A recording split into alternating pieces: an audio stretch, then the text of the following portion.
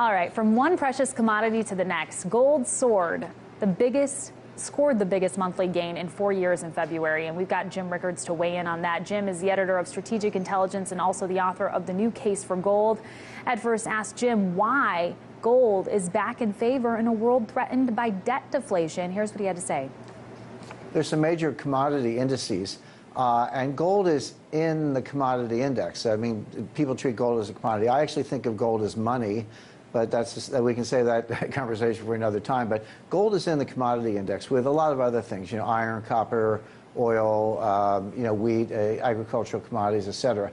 Until about November 2014, the gold price and the commodity index were closely correlated. You would expect that. If you're in an index, you would expect to be somewhat correlated to the index. Beginning in November 2014, there was a very noticeable divergence.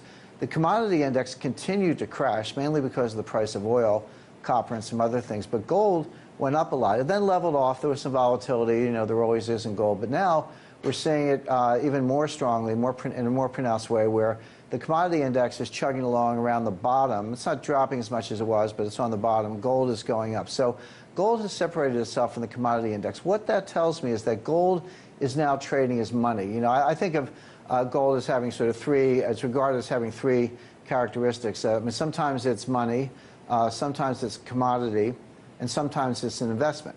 So when it trades, as a commodity like any others, in deflation, which you mentioned, you would expect gold to go down. You might even, if gold had tracked oil, gold would be down around $700 or $800 an ounce. Instead, it's closer to $1,250 an ounce. So gold is not really acting like a commodity in a deflationary environment. It is acting like money. When you think of gold as money, what does it do? Well, it competes with other forms of money, specifically central bank money, such as the dollar, the yen, pound sterling, the euro. So in that world, I always say the two currencies can't devalue against each other at the same time. It's a mathematical impossibility. Well, that's true except for gold. Every currency in the world can devalue against gold at the same time. Gold is the one form of money that can't fight back because you can't print it. So right now, I see this as a vote of no confidence in central bank forms of money and a vote of confidence in gold as money. So gold's kind of, as I say, it's trading like money, not like a commodity, and that explains why it's going up. When you talk about gold, why should investors care about whether they buy gold in ETF form as gold futures or as actual, tangible, physical gold? Which of those three, does it matter? It matters a lot. You definitely want tangible physical gold. And the reason is that why are you buying gold in the first place? I mean, it's going up, that's fine. That's sort of treating it like an investment. The reason to have gold is when everything else collapses, when the international monetary system falls apart. And we talked about that earlier. Again, I got Bernanke and Lipsky telling me that there's no coherence. It's just a matter of time before it crashes. It has crashed. The international monetary system has crashed 3 times in the past 100 years. I mean, the whole system fell apart. And I'm not talking about a specific currency. So that'll happen again. It's probably overdue. When that happens, you're going to want gold as a form of insurance. Now, that said, if you have paper gold, so what's paper gold? ETFs, gold futures, options on gold, unallocated gold contracts from London Bullion Market Association dealers. Any of those forms of gold are subject to contracts and rule books and exchange rules. And if you read the fine print, and I'm actually enough of a geek that I do read the fine print, they all have termination clauses, force majeure clauses, things where the authorities can say, look, we're closing out your contract. We're going to send you a check for your profits, so we're not stealing your money. But as of the close of business yesterday, you no longer have a contract. We're just going to send you a check in settlement of your contract. So you're not going to own the gold today. You're not going to have the price exposure when you really want it. Whereas if you have the physical gold and it skyrockets, you're along for the ride. So physical gold is the only way to participate in a super spike when the monetary system collapses.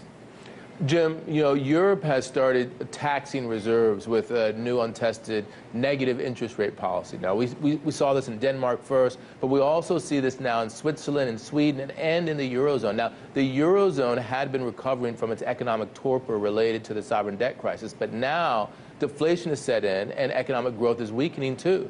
What does Mario Draghi do on March the 10th here?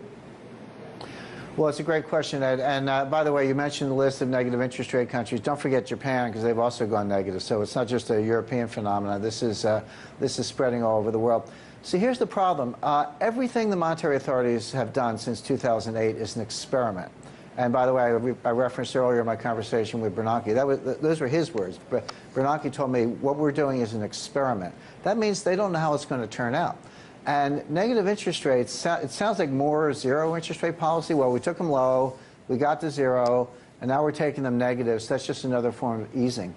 But there are unintended consequences, unintended psychological and behavioral consequences. When you go to negative interest rates, what are you actually saying? What are you saying to everyday citizens, everyday investors? You're saying you're worried about deflation. You're saying that the economy is slowing down. So what do people do? Well, one thing they do is save more. It's like, gee, if things are going down, I'm going to save more. Two, you make cash very attractive because cash goes up in deflation. The value of cash, which everyone disparages cash, the value of cash goes up in deflation.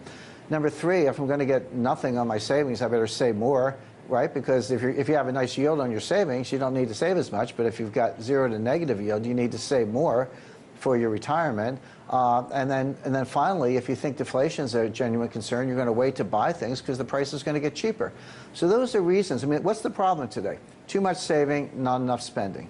Too much saving, not enough investment.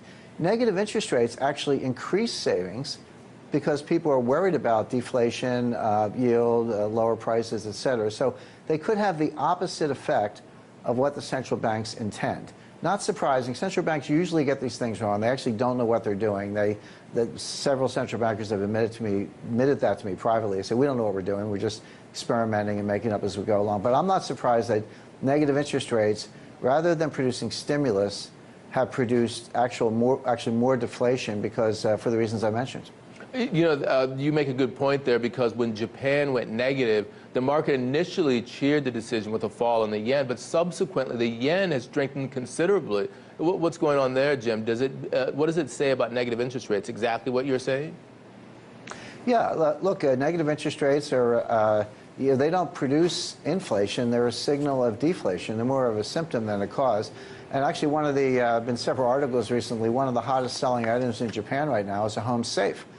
Because people say, well, look, if I leave my money in the bank, I come back a year later, I'm going to have less. Like the bank takes it away. That's what a negative interest rate is.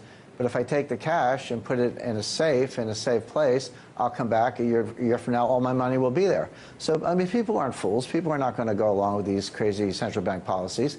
And by the way, we saw this in the United States in the 1930s. Talk to your grandmother. I remember my grandmother talking about, putting money in whatever, a shoebox or a coffee can or sticking it under a mattress. That's what people did in the 1930s because they couldn't trust the banks. And today, maybe the banks aren't going to fail, but they are going to take your money with negative interest rates. So people say, well, I'll just take cash, stick it in a safe. So, what does that do? Again, it reduces spending. It reduces